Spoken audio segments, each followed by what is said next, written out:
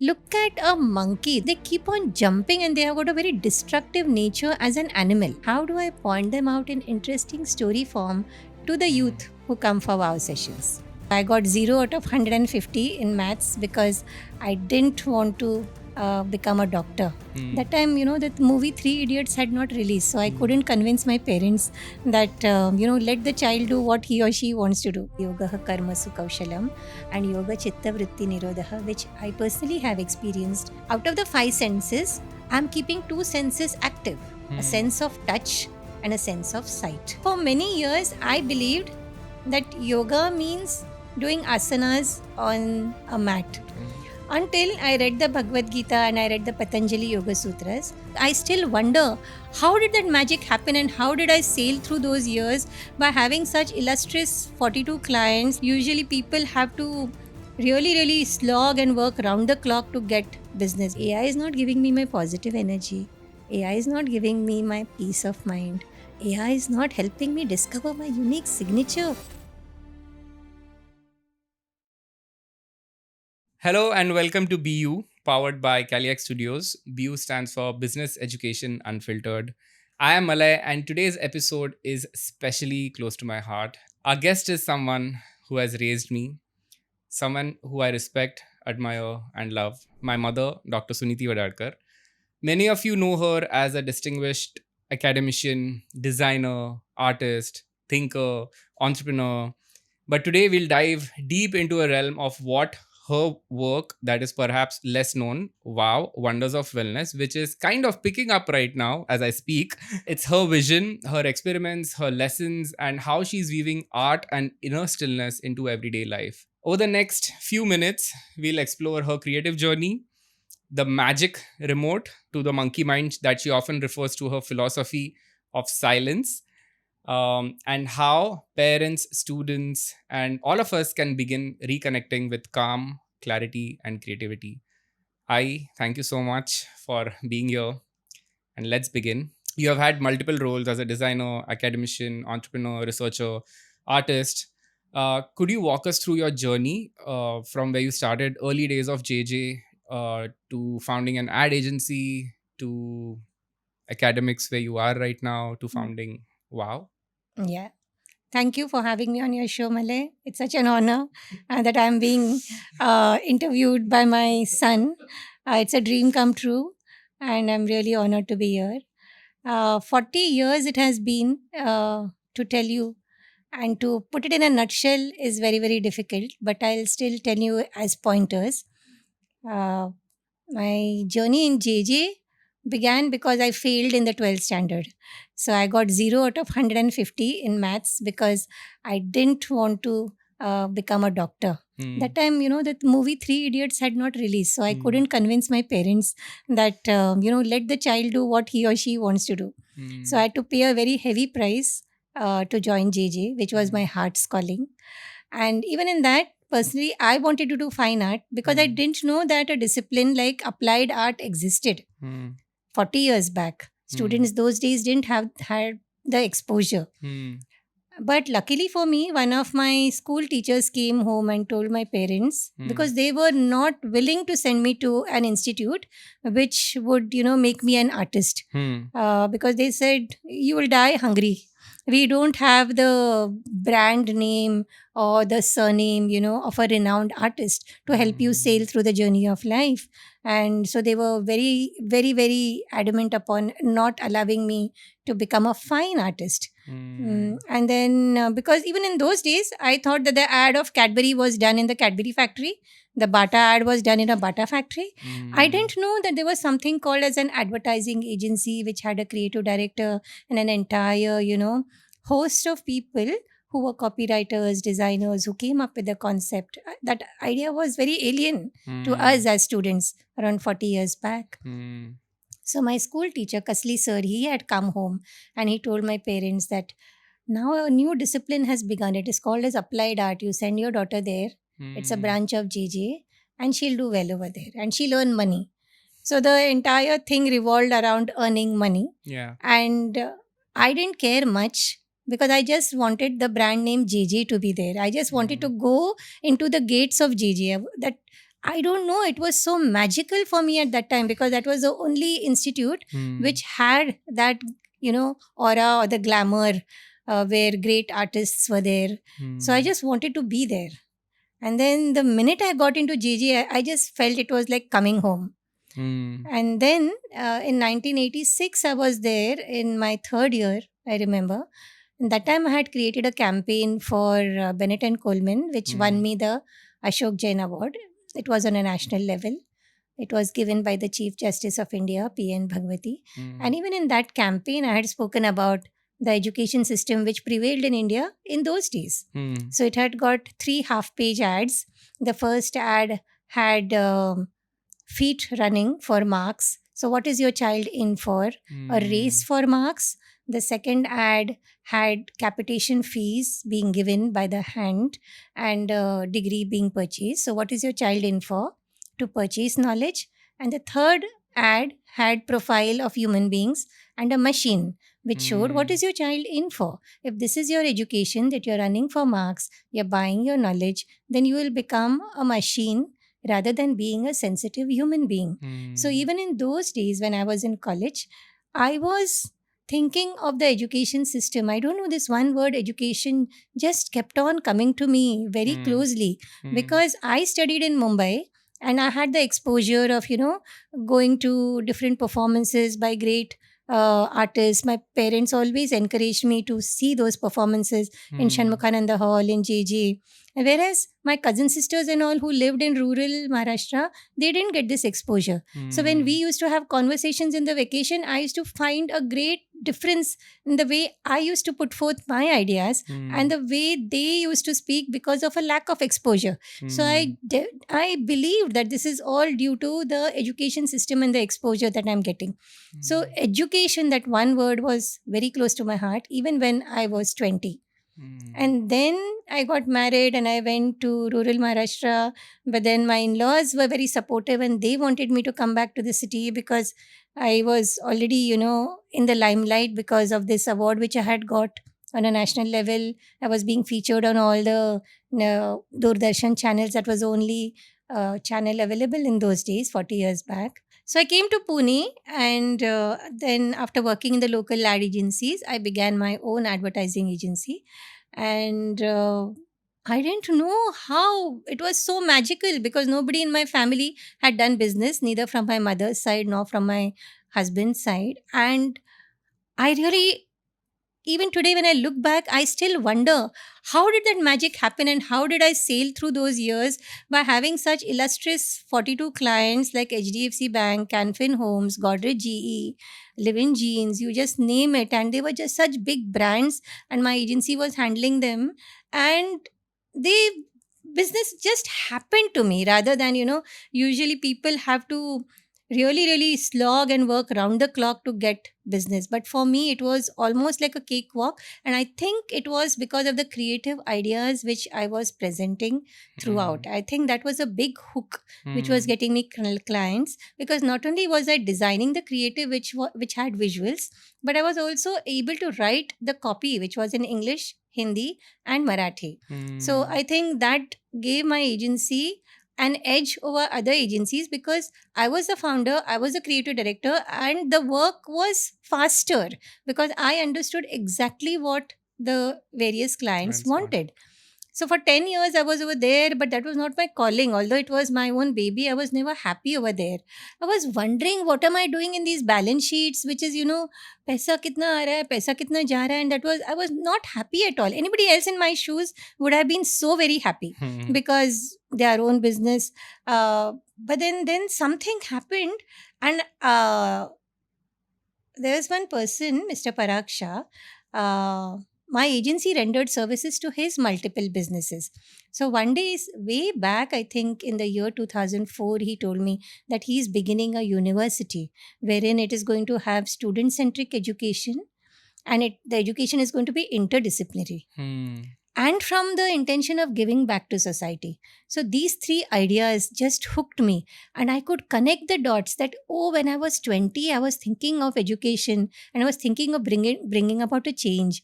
And I had raised a question when I was 20, but I think this is the chance for me to work towards a solution. So Mm. when he told me that he's coming up with a university, and I knew that he always dreams big, because that was the mantra he had given me when I began my business, that dream like a king, Mm. because there is no income tax on it. Correct. So why should you dream like a miser? Isn't it? So dream like a king. And so I knew that if at all he has this vision, it's really going to be very big. Mm. So I shut shop with my business and I became the first faculty Mm. to join Flame University. Mm. And since 2005 till date, I'm a faculty Wow. of design. Thank you, because that's the initiative which I had. So I think in this entire podcast, we are going to count the number of wows. Like you as audiences, you'll have to count the number of times we are going to say wow. Okay. In the beginning, you said fine art and applied art. Can you just specify what is the difference between fine art and applied art? Yeah. Fine art is doing something for my own joy, Huh. to put it in a layman's language. Hmm. I paint whatever I love to paint. Hmm. My sky could be green, gray, whatever the way I like. But applied art is something which I do for a client, that Okay. is a company. It is according to their audience, their target segment. So it could be a company which has got edible oil, it could be a company which has got an educational institution, and it could be the same company which is selling tea. But the three products are so different. So when I think that the brand name is the same, but when I'm looking at the same company selling edible oil, I have to think from that clientele point of that perspective. I can't create anything just because I love to create it.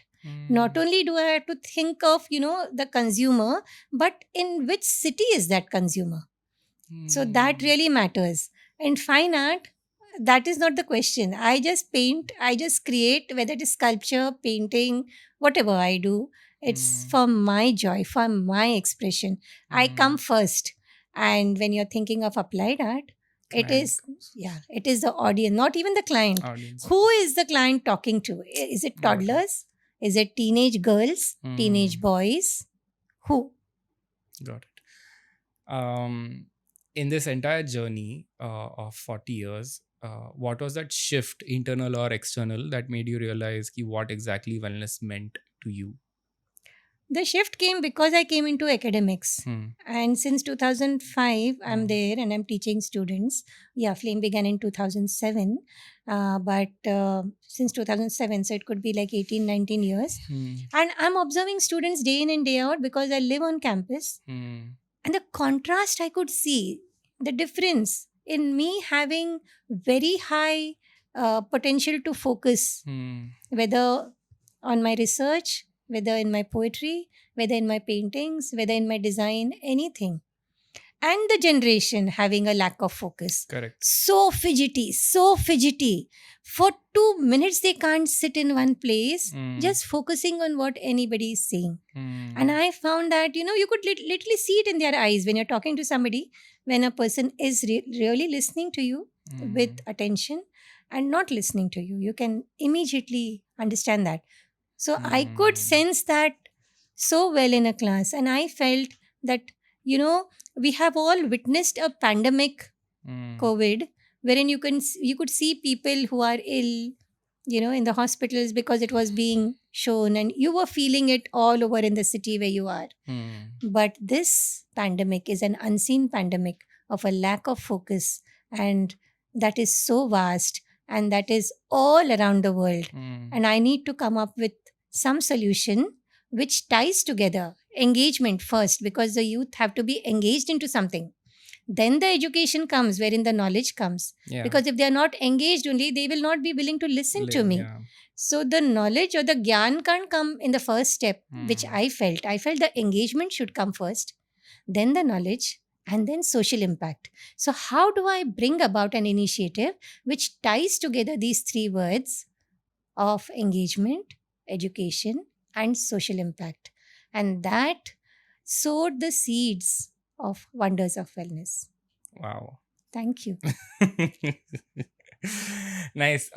So given your background in design and art, how did you come to see them as tools for wellness and mindfulness rather than just like an aesthetic you know disciplines, because nobody would have thought ki art can be used for wellness, or I mean there are art therapies and all, mindfulness, and wellness. So you use the word therapy.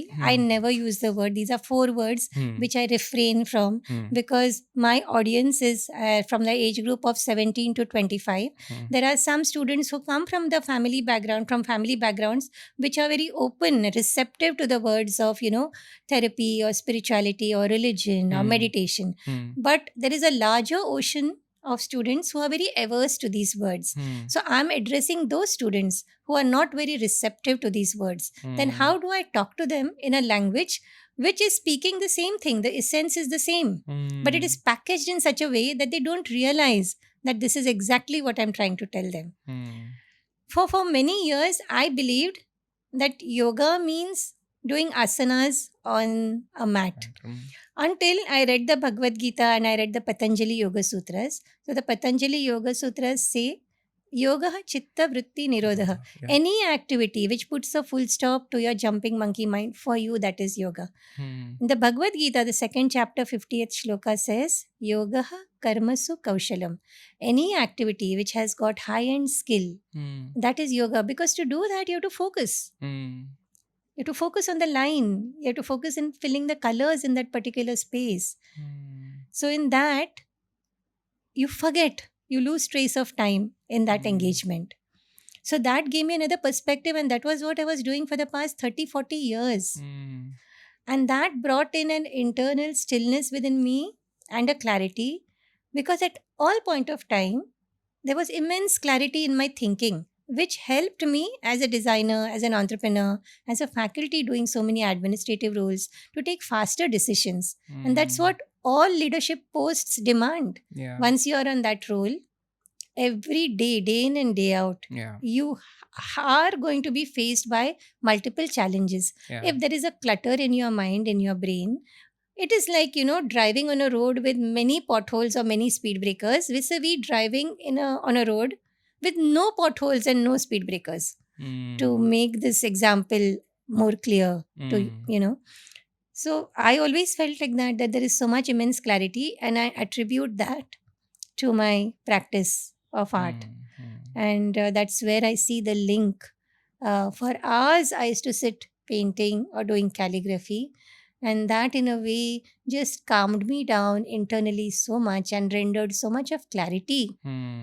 that I could easily permeate through multiple diverse domains of knowledge, Hmm. which are so different. When you think of me as a designer or as an artist, as a poet, you Hmm. wouldn't think of me writing in a journal of, say, carbon neutrality or cleaner production or marketing 5.0 or computers and industrial engineering, which is so far away from a common man's perception of Hmm. seeing a designer or an artist. But Hmm. I'm not looking at that from that perspective. I'm looking at it from knowledge. And all knowledge is one, provided you have clarity to meander. Hmm. And Wow. thank you. And my practice in art gave me this clarity. So, this is the message. Like, you have gone to the Himalayas or you ride, you drive. I don't know what is that experience of riding or driving or going to the Himalayas, but you can speak of it with conviction. Yeah. So today I can speak of my endeavors with conviction, because I'm practicing it day in and day out and I'm seeing the merits of it. So there is conviction in my say, and my students see it in the different activities which I do. So there is no doubt. It is not like any course I have done going somewhere. It is my own experience which I have packaged into the initiative. When you are still, um, at that time, like what happens? Like generally, so for me personally, I have never experienced that stillness. Right. Even though at home only everything is there, right?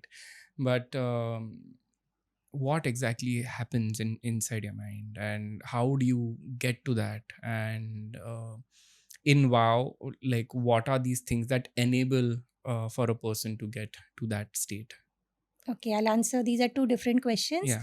I'll answer them in simple ways. Hmm. So just imagine a rope or a line which has got 3 points. One end, which is your happiness point, in the center, which is equanimity, that is Hmm. stillness, and the extreme one, which is a negative emotion of sorrow or whatever. Hmm. Now, we have experienced all these states. Hmm. So, say when we are very happy, time just flies, seems very short. Hmm. When you're with your best friends, when Hmm. you're watching a film, when you're with your loved ones, you just can't imagine, oh, it was morning and now it's already evening. Correct. Correct. Vis-a-vis when you're feeling sad and whatever is disturbing you, you feel that the day is not ending only. The same hour feels so lengthy, although the time is the same. But when you are in this state of stillness, you lose trace of time. It is your state of feeling liberal, feeling that you are functioning from your source, what you truly are, not from a superficial surface. Hmm. Like the example I could give you is of an ocean. Just imagine. So the surface of an ocean, and you have already you swim, so you know how deep dive you could go. You have already seen different fish deep down, many thousands of Feet. feet in the water. So imagine you find the pearls over there only at the surface, at the source, not at the surface. So imagine if at all you go to the source, how still and how clear it is going to be. Whatever murky, muddy waters are there, or the waves that are there, even if at all the water is clear, it is because of the external factors. But the source of any ocean is going to be still. Hmm. That is how our very nature is. So that is answering your first question of how does one feel. You feel very free, very energetic. It is like your source. Hmm. And the source of the Ganga, so pure. The minute it comes to Kolkata, look how it is. So I mean, because you have been there and seen it, Hmm. that's why I'm giving you an example of that. It is as clear as that, that source has to be high energy, high creativity, high peace, stillness, beauty, everything that is, I can't express it in words, but it is something that really, really makes you feel free and not Hmm. bound. And who doesn't like freedom? And the second question that you asked is, how do you see my artistic practices connecting with Yeah. these? How does wow kind of help in getting into this state? So because I talk to students in college, Hmm. and as I told you, like I'm talking to those students who have got some aversion of listening to these four words of religion, spirituality, therapy, and meditation. Hmm. And I wanted to tell them the importance of this. Hmm. And I thought, I kept on thinking what comes to me so easily, because I come from a family background which valued these four words. But then how Hmm. do I talk to this generation who doesn't value these words? Hmm. And then I thought, for any human being at this stage of 17, 18, when they come to college, how difficult it is to practice mindfulness, and why is it difficult? Then I started thinking on these lines. I said, as soon as a baby is born, all the five senses are active and they start running like race horses. The Hmm. baby, as soon as it is born, it feels the touch of everybody around. It feeds, it can hear sounds, it can see things, it can smell the environment around. So all the five senses are racing. Even Hmm. before it, the baby has some name. And then Hmm. suddenly, when the baby is 15, 17, you tell the baby, the child who is now, cross teens, now you sit quietly with your eyes closed and you do pranayam with me. Okay. Do you think the child is going to listen? Because the Hmm. child doesn't see any result, any gratification, instant gratification in the process. Hmm. Then taking this shloka from the Bhagavad Gita, which says Yoga Karma Kaushalam and Yoga Chitta Vritti Nirodha, which I personally have experienced through my art practices, I thought this is such a wonderful way. Out of the five senses, I'm keeping two senses active, a Hmm. sense of touch and a sense of sight. So Hmm. the child is seeing something on the paper and creating something along with me. It could be calligraphy, it could be Hmm. a rapid sketch, or it could be something in watercolors. I selected these three mediums because they have got speed in them. Rather Correct. than drawing, I selected sketching. Rather than typography, I selected calligraphy. And Hmm. rather than poster color, I selected watercolors because the medium itself has got flow in it. So it Hmm. gives students instant gratification. and it helps them see something being created at the blink of an eyelid. And there is no greater joy than the joy of creation. You feel so good when you create something beautiful, even if at all you make a coffee for yourself, which is like perfect. You feel, wow, Yeah. this coffee made my day. Even if Yeah. at all you arrange your wardrobe, you feel I did something, and you want to tell everybody in your family, see what I did today. When you create something, when you do something as mundane as that, you feel so good. And when you create beauty, the happiness is another level. Correct. So I used that as a hook for the students. First, these distracted minds at least need to know the joy of sitting calmly for 20 minutes, 15 minutes, and see something in that 15, 20 minutes emerge. Personally, for me, because I'm old school, I'd rather close my eyes and meditate and focus and do pranayam. But as I said, I'm talking to a generation. Their minds are so distracted. First, I need them to understand the joy of sitting in one place still for some time, and something emerge out of those 15, 20 minutes. So I withdrew three senses, that is smell, sound, and uh, taste. And I kept two senses active, that is sight and touch. Nice. Like I also practice music, but see, if at all you weigh the five senses, when I'm singing, my tanpura is on, so sound is on. I'm giving tal, so touch is on. I'm singing, so sound, and then my eyes are open. So four senses are functioning. So if at all I weigh it in yoga karmasu kaushalam, I feel visual art takes me closer to mindfulness, is my personal experience, which I have packaged through Wow, so that I don't just keep it to an art activity which can be looked upon as a hobby class. I have these interdisciplinary insights through jigsaws. Wow. Thank you. And because every student might be aligned to a different thought, you might like me telling you something through the language of a film. So I have got an insight for you, Malay, through a movie called The Wonderful Story of Henry Sugar. So, which is a film which you will say, oh my God, I should go and watch that film, because you're tuned to that medium. Somebody else might be an economist. So, I have something called as ROI, return on investment, finance person. Somebody might be a humanities person. So, I've got something from humanities. So, I've taken different disciplines and have put in 30 jigsaws in place. And so, by the end of the session, students pick up a jigsaw and I share some insight on it. And that's what makes it very unique. Nice. Wow. Thank you. So you spoke about senses, and you spoke about activating or deactivating senses, like how many senses are active or how many senses are deactive. Does that mean the lesser senses that are active, the more still or the more meditative state you're going to get into?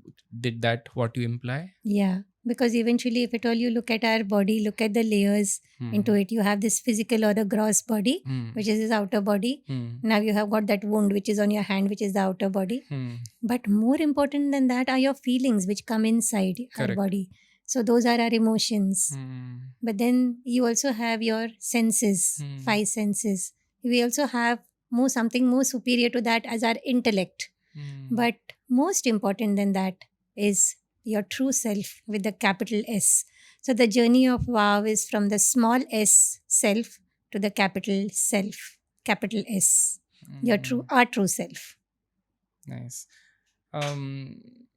You have a caption, remote control for your monkey mind. Can you just unpack that metaphor? What exactly is that remote control for the monkey mind, jumping monkey mind? So our human mind is so active, and the social media has added fuel to the fire, if I may say. Yes. And that just keeps it in a very high frequency movement.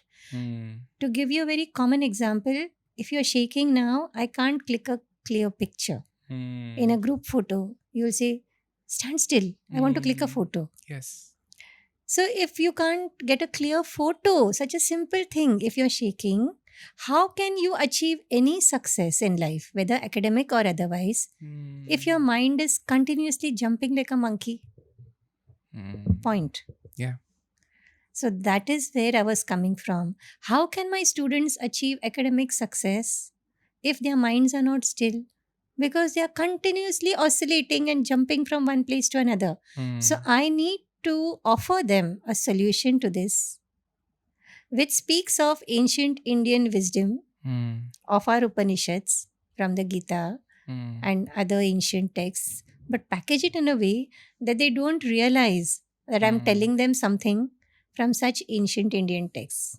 Wow. Thank you. So many people hear wellness and think about yoga, diet, your fitness routine, your sleep, your rest, and all these outward things. But wow seems more inward, whatever you have Hmm. defined so far, or whatever you're telling Hmm. me so far. So how do you define wellness in your context in terms of more inward? I'll give you a layman's example. Yeah. It's like imagine a car, Hmm. all the four wheels are going in four different directions. How will that car move? Yeah. All the wheels have to be synchronized in one direction. Hmm. So, for me personally, although wellness is such a broad based umbrella Hmm. and different people see it from different lenses, Hmm. for me, it is when what you think, what you feel, what you do, what you speak are all aligned, Hmm. like the four wheels of a vehicle. Hmm. Then you feel very balanced and very centered and anchored because there is no difference in thought or action, in all these activities which are so internal. Hmm. They have to be super synchronized. Hmm. That synchronization is very, very important. Hmm. And look at a monkey. The reason why I put it as a monkey mind, Hmm. monkeys, they keep on jumping and they have got a very destructive nature as an animal. Correct. You give, something to a monkey, a book or a garland, it will tear it apart. Look at ants. Look at honeybees. The attitude of this small insect is something to synthesize, to move in a community, to have some discipline. You'll see those ants, you'll see the honeybees moving, creating something. It could be an anthill, it could be a honeycomb, the honeycomb which has got honey, which is good for humanity. So there are so many elements in nature which have this attitude of being able to synthesize something, create Hmm. something. It's not how large they are. Even Hmm. a tiny bee, the Hmm. choices that it makes, how it can, just gravitate towards beautiful flowers rather than a housefly, which can sit anywhere, which is also one of the jigsaws. A housefly will Hmm. sit on the sweetmeats in a sweet shop, Yeah. on our clothes, Yeah. on the food, on furniture, anywhere. Yeah. But Yeah. a honeybee will only go towards beautiful flowers. Yeah. So, how do I see these observations in nature and Hmm. how do I point them out in interesting story form to the Hmm. youth who come for wow sessions? Hmm. So, that's how I see a monkey not as a creature, though very cute, Hmm. which symbolizes something that synthesizes something to create Hmm. something beneficial. I feel it has got more of a destructive or what do you say, fidgety uh, Yeah. attitude. Yeah. I mean, we are descendants of monkeys. Okay. Jokes apart. In a session, what exactly happens? Say, I am new. I am a 18-year-old kid just walking into your class. Hmm. Could you just and I'm first, like I don't know you. Hmm. um, what are the things that I should expect that I will experience in my Hmm. first class, Hmm. and how's the structure of the entire workshop that is there? Yeah. So there are three things which happen Hmm. for a novice who comes in for the first time. Hmm. We have got a vision board Hmm. in the studio where I work. So it's a huge board Hmm. which speaks about uh, everybody comes to a university for knowledge. To Hmm. gain knowledge, we need focus of the mind. Correct. But how the focus of this generation has gone for a toss Hmm. because of the social media. Correct. So there is a baby in a cradle with a toy of a social media, which you can Correct. see it in this book Correct. as a visual. Uh, and then I speak about how uh, the mind has made us a puppet, and the research that supports this Hmm. statement of mine, which is my problem statement. And then there are visuals which show students that I engage in watercolors or calligraphy, Hmm. and how I have been able to get this remote for my monkey mind, which is my Hmm. value proposition, Correct. which enhances and augments Hmm. my academic or artistic or Hmm. design productivity. Hmm. So this is the first board which I share with them as to uh, telling them the idea behind this initiative. Hmm. Then we actually begin with an initiative. Hmm. Even prior to that, I tell them the significance of a right brain activity. It could be a simple exercise of only standing on your left foot. The entire Hmm. class stands on their left foot. How long Hmm. can you stand? So if your gross body cannot bear your weight even for a Hmm. minute, some student raises their hand in less than a minute. So imagine your brain, which has got the left hemisphere, which is analytical, and the right hemisphere, which is creative. Hmm. Don't you think that needs a balance? And if at all you balance your analytical left brain with the right brain activity at intervals, Hmm. your productivity will be higher. That's what I do. So this is Hmm. an exercise to explain. I come from experiential design background, so I have to give an experience at every junction. And then we Hmm. actually begin the activity. It could be watercolor, calligraphy, or sketching, wherein students literally experience it. That for half an hour they were not thinking of anything. Yeah. So once you experience this, nobody can challenge your experience, and then they Hmm. get hooked to the piece of it, the joy they got in the creation and sitting still. And then Hmm. we have got the jigsaws which are kept in envelopes to stimulate curiosity. And then Hmm. some student lifts a jigsaw, and whatever is the idea in the jigsaw, I narrate the story or the incident or the insight, which is interdisciplinary. So Hmm. this is the usual framework of any wow session. Nice. Wow. So meditation or stillness takes years of practice. Practice is like a main focus Hmm. word here. But you also speak about instant gratification. Hmm. Like through our sessions, it is something Hmm. that you get instantly. Like, Hmm. uh, what is the difference between when I practice my meditation practice for so long versus I indulge in wow session? Hmm. And how long do you recommend getting into this habit of, being still by uh, with the help Hmm. of art? Yeah, as I told you, my audience is 17 to 25. Hmm. Just see, we are in 2025. So Hmm. social media, has just come into our lives like a tsunami wave Hmm. towards the beginning of the 21st century. So Hmm. all these students whom I'm talking to are Hmm. born with these gadgets. Hmm. So they already have got distracted minds. Hmm. Correct. So I'm talking to them. Even in the Bhagavad Gita, when Krishna tells Arjuna, be centered or anchored or be a yogi, because in the 12th chapter, 12th shloka, he gives this hierarchy, which I feel is very essential for students Hmm. to know that uh, first comes learning any skill, that is Hmm. practice. Hmm. It could be cycling, playing the guitar, singing, music, painting, whatever. Practice Hmm. every single day. More important than skill is knowledge, but Hmm. most important is meditation. Now, this hierarchy should be told to students. What is the hierarchy? First comes Skill, skill, then that comes knowledge, knowledge. then comes meditation. Okay. So, meditation is on the topmost level. Okay. So, Wow. thank you. This should be told to students. So, when they are Hmm. doing something, when they are, playing football, when they know it's practice, when they are doing, some work on the keyboard, they know it is practice. But when they are reading something, they're thinking, they're making notes, they're analyzing, they know that this is knowledge.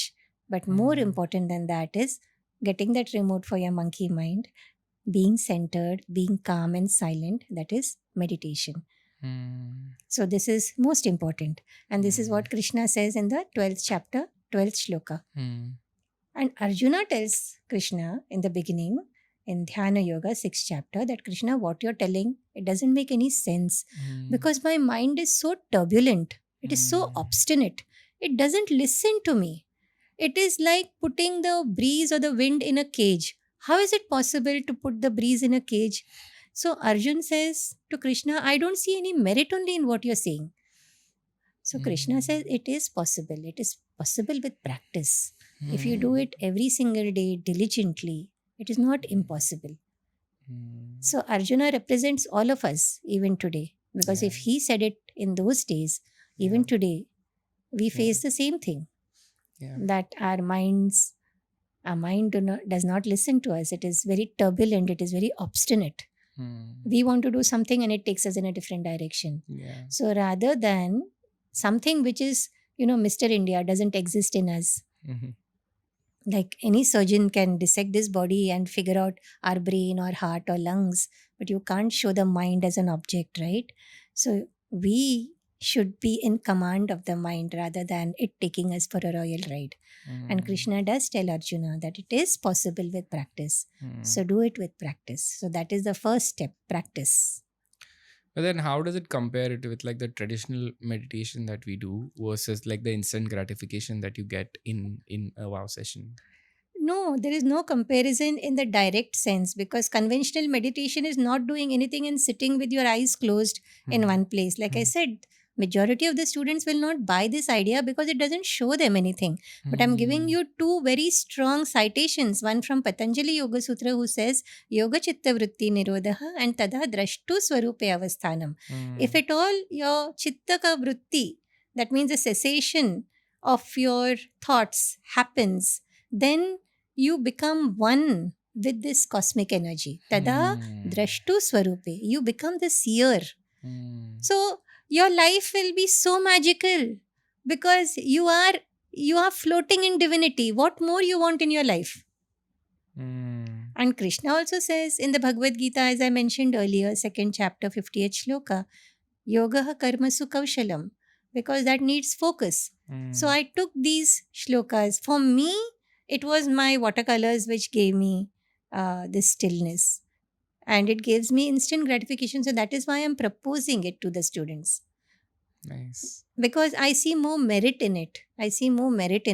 So say, for example, if you have the Patanjali's 8 limbs of yoga of Yama, Niyama, Asana. So asana, definitely how you sit. But pranayam is there. Pratyahar, withdrawal of 3 senses. Dharana, dhyana, samadhi. So then I take few of these, to get them into a state of stillness first. So I am touching base with it, but my path is a different path.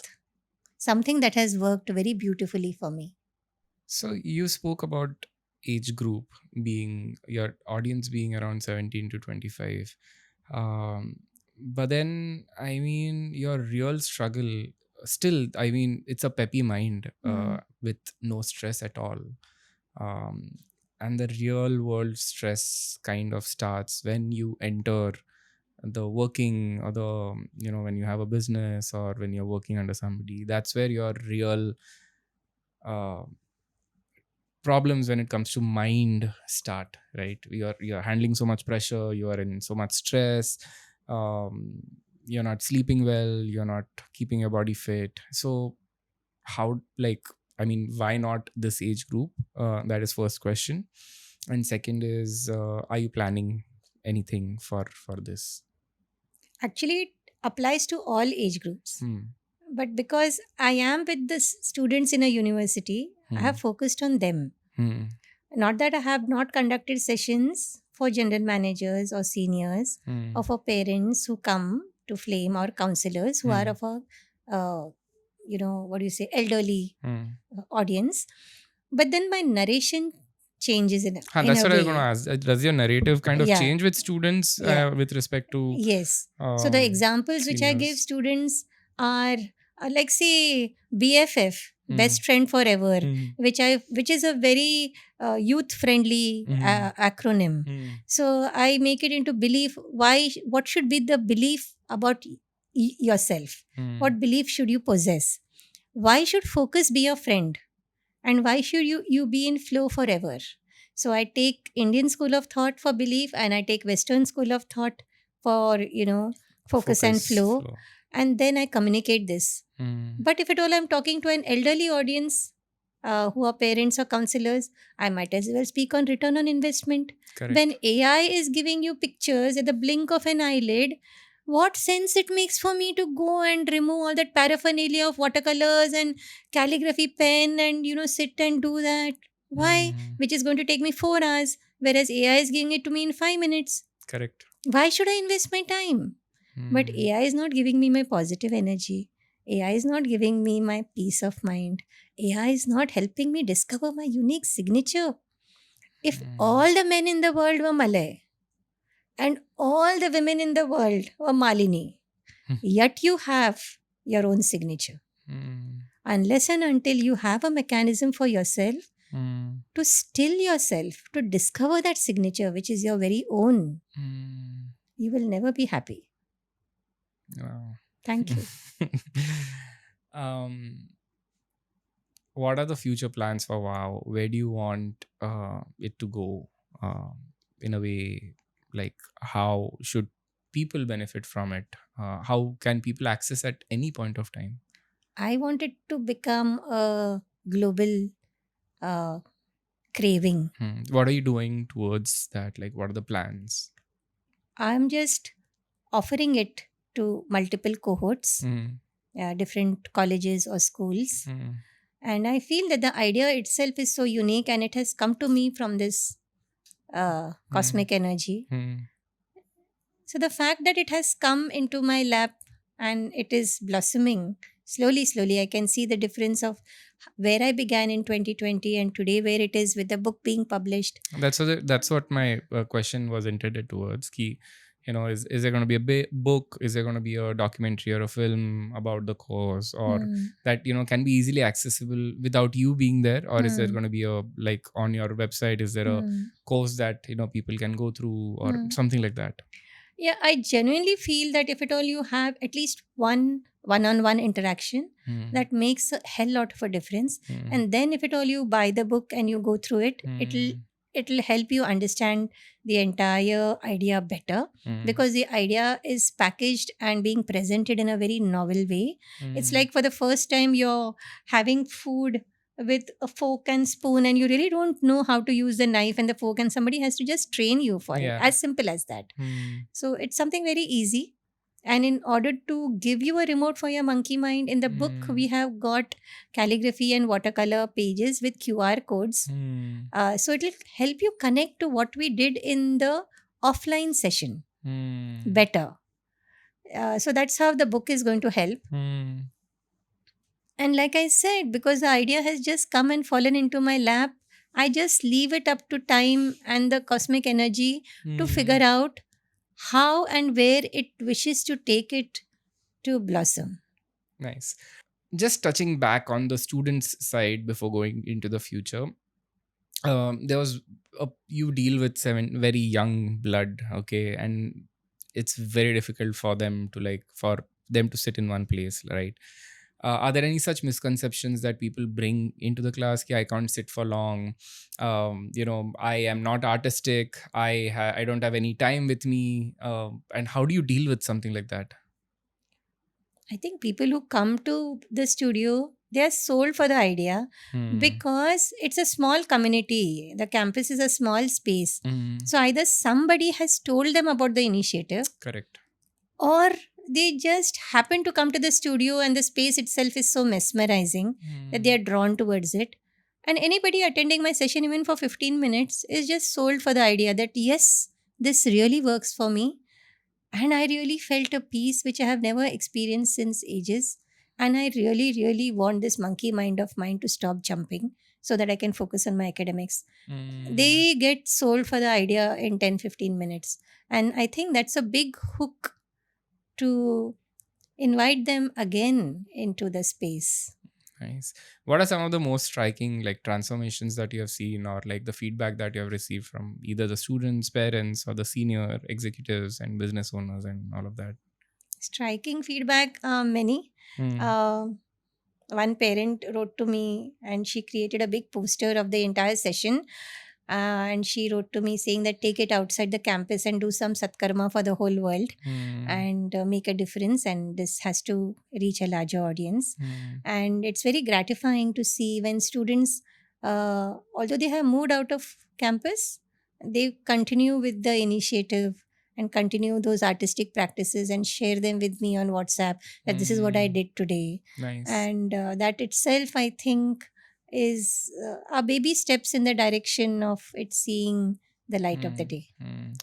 So, what are some of the immediate roadblocks or challenges that you foresee when it comes to scaling? Wow, because I mean, right now you are saying that it's bound towards the institute. So, are there any thoughts that you have put in thoughts onto this? Yeah, first thing I feel that the social media presence is lacking because of the high end research that I do in different domains. I personally don't get time, although I have got multiple ideas. I don't have the time to shoot and edit and upload different posts consistently, which will give a A little large mileage, yeah. a little mileage. That is the biggest roadblock which I see because everybody is glued to the gadget these days, whichever it is. And I think if that starts coming at a regular frequency in the way it should be presented, I think in a year wow should fly very high.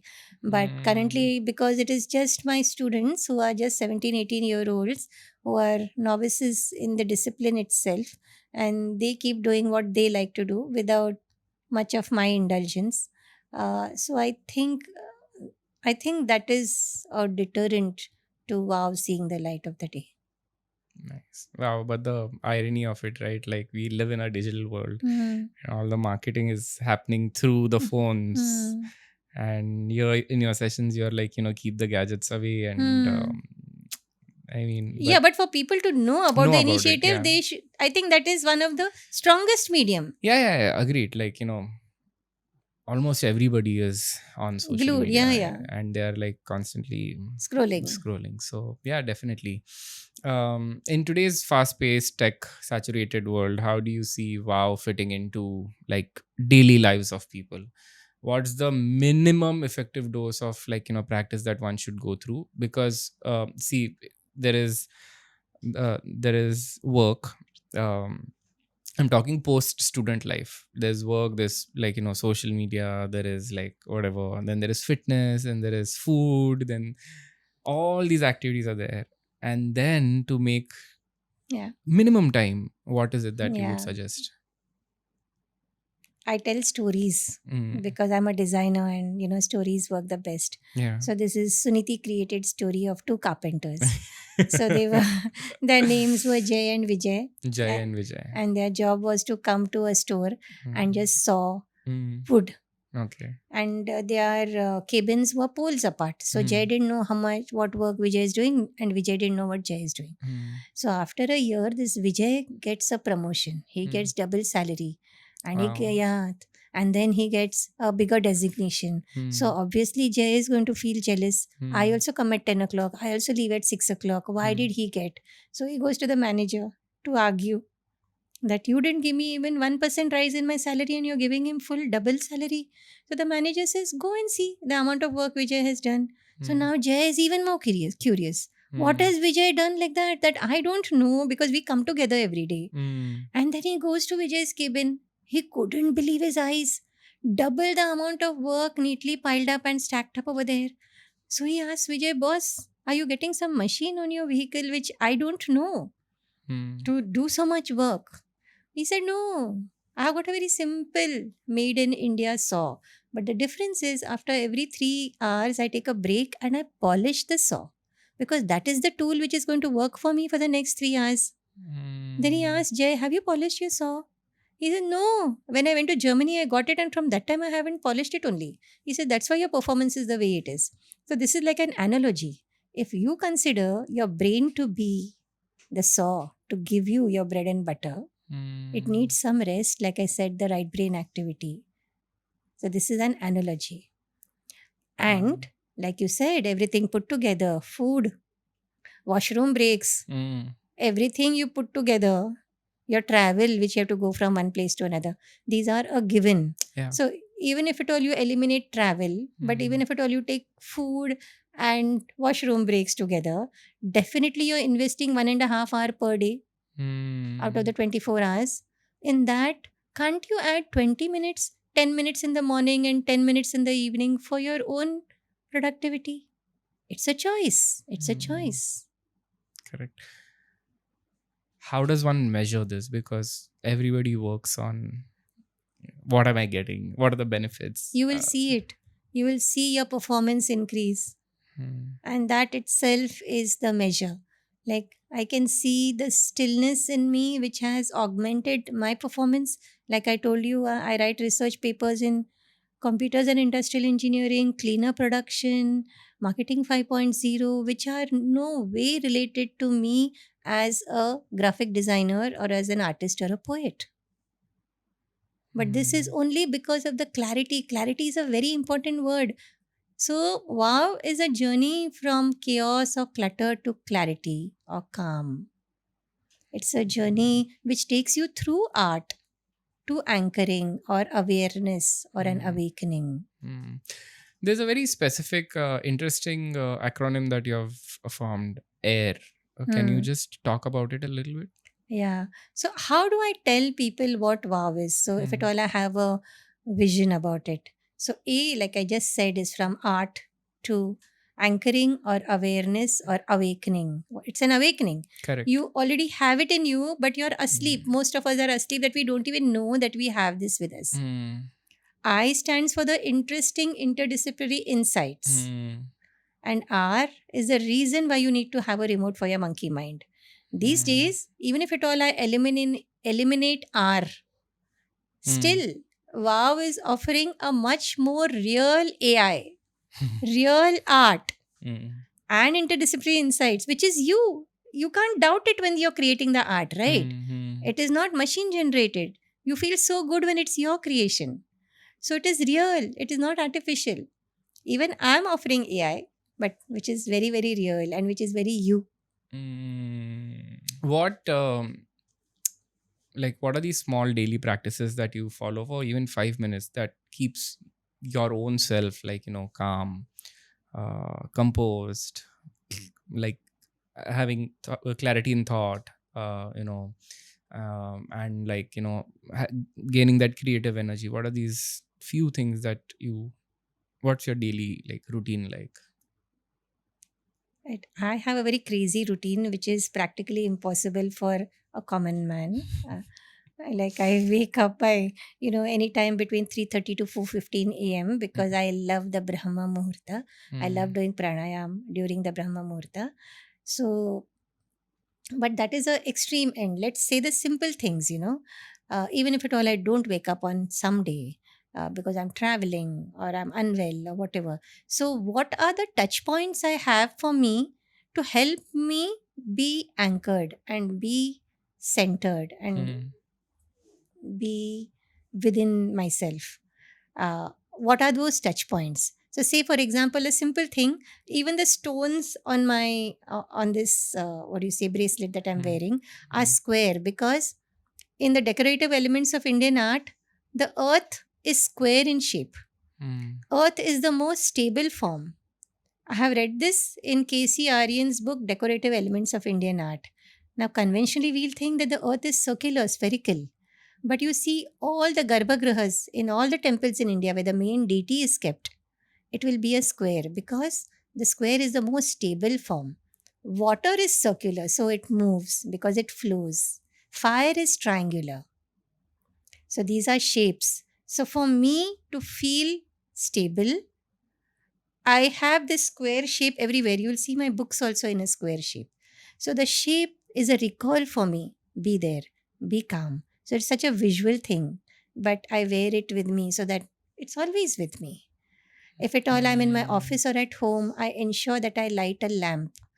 The flame of the lamp, in the Bhagavad Gita, 6th chapter, 19th shloka, Krishna gives this analogy and you can try it out.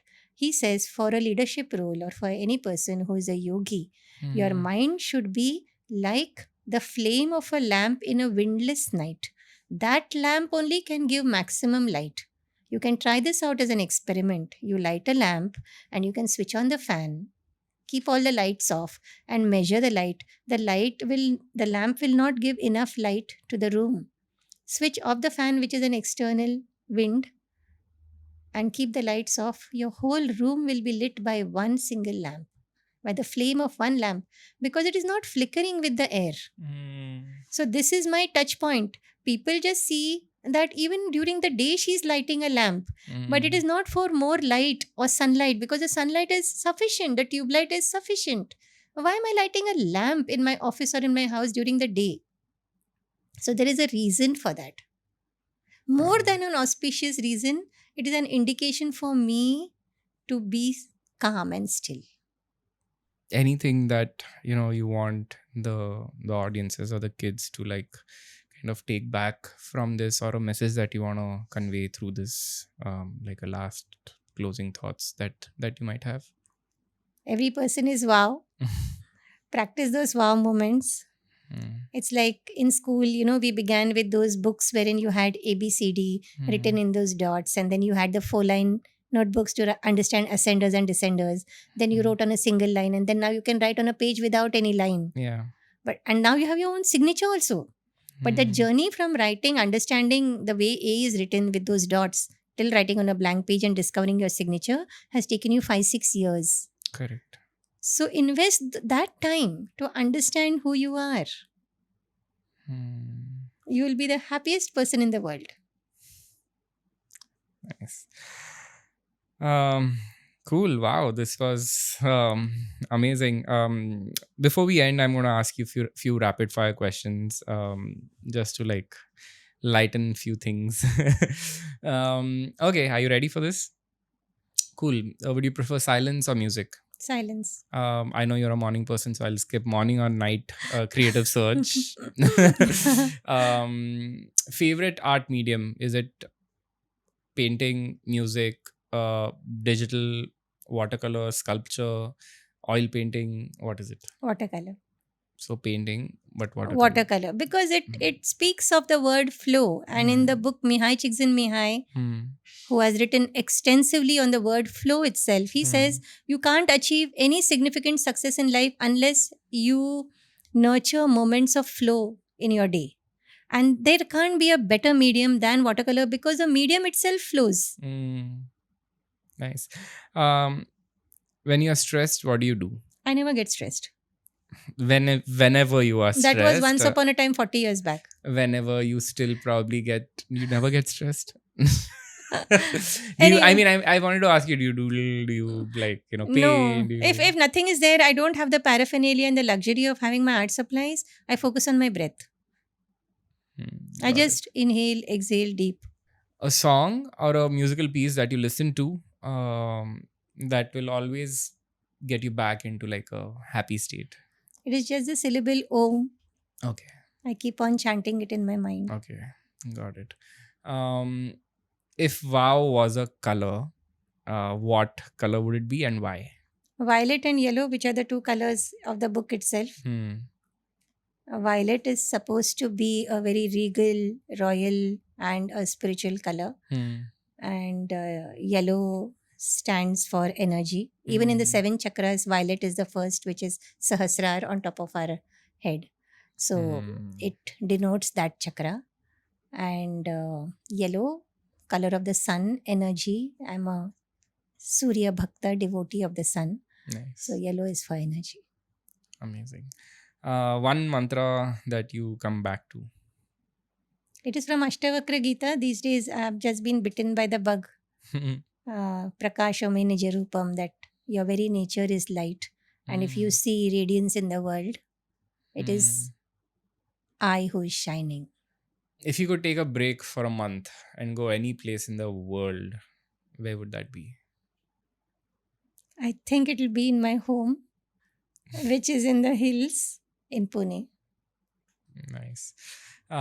Favorite childhood memory tied to an art form? Any art? We had a very large radiogram, and because I love music, my music teacher had told my father to buy one. So although he couldn't afford in those days, he had still got the largest radiogram which had that those records, and I would sit listening to Rafi and Lata Mangeshkar songs of those 50s 60s and painting. So me sitting near my radiogram immersed in colors is my most favorite childhood memory. Nice. And when it comes to nature? When it comes to nature, my father was from the Navy Hmm. and he used to ensure that I wake up early. And at 5:36, we used to go for a jog. And Hmm. after the jog, we lived in the hillside at Vikroli. There used to be small hills. We would sit on a hillock Hmm. and see the sun rise. That Wow. is my best memory. Amazing. Amazing. There are few things that I also didn't know that, being your son bloodline, about the squares, about the stillness. Like there are so many, like, we often talk, but we don't talk on probably this level. It's always like the mundane usual, probably those things. But yeah, that brings us to the end of the podcast, and this was amazing. I hope all of y'all through got something through this podcast, and I'm grateful for my mom, like, for giving time. Thank you so much for sharing all your knowledge, your journey, your inspirations, and your struggles, and your vision for Wow, which is also Wonders of Wellness. If you want to connect with her, do follow her on Instagram. You can either Google Dr. Suniti Varadkar, or also go on to Wonders of, or Google Wonders of Wellness. You'll find all the there you can connect with her. I believe many of our listeners will be inspired by this. They'll take a pause and pick up a brush or a pen and listen to the stillness within. To our audiences, if you're still with us, please do share it with your friends, your colleagues, your kids, who would find this insightful. And do subscribe to Caliac Studios. Until next time, stay curious, stay present, and keep wandering inward. Thank you so much. This is Malay signing off. I'll see you in the next podcast. Bye.